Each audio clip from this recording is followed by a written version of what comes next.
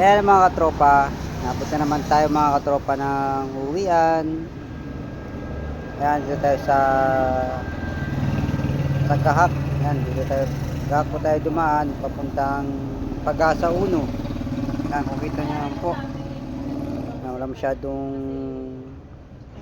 mga dumadaan din yung sakyan kasi gabi na po, kaya ayan, maluwag na yung daan. Ayan. At yung pala mga katropa, ingat po tayo palagi sa ating pagdadrive, maging kalmado po lagi tayo. Ayan. Ayan, dito na po tayo sa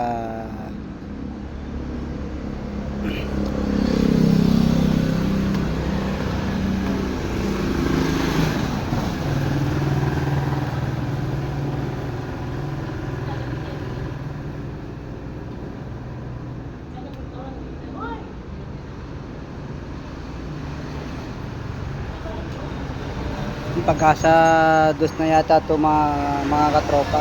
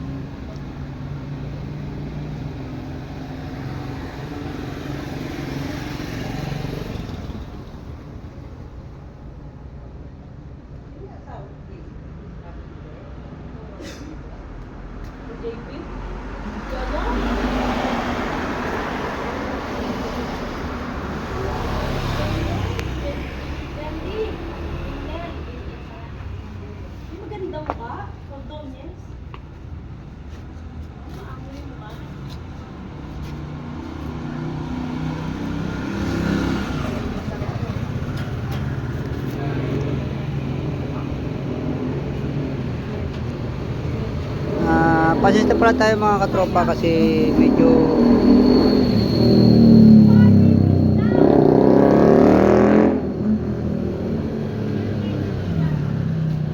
magalaw po yung ating camera kasi ano po yan, sa safety holder sa motor, kaya po medyo magalaw po yung ating camera.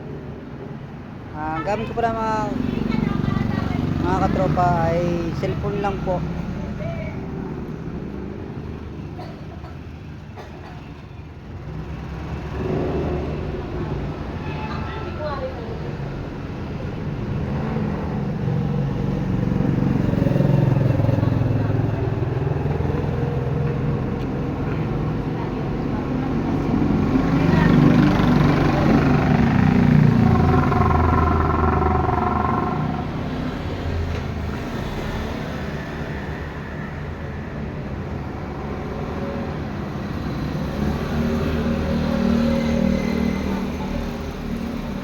Takbong pogi lang tayo mga katropa dyan kasi pauwi naman tayo, hindi naman tayo nagmamadali dyan, kaya chill lang takbo natin.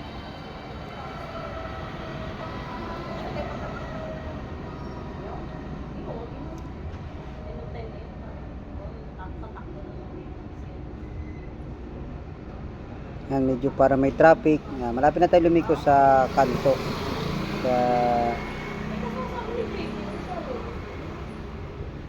kaya nag-cut tayo. Akala ko mga katropa may banggaan dyan, pero wala pala.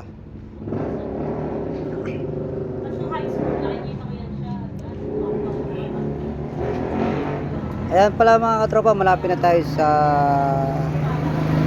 meat shop. Dito muna tayo nag-stay pagdating kasi may dito po ang tinda misis ko na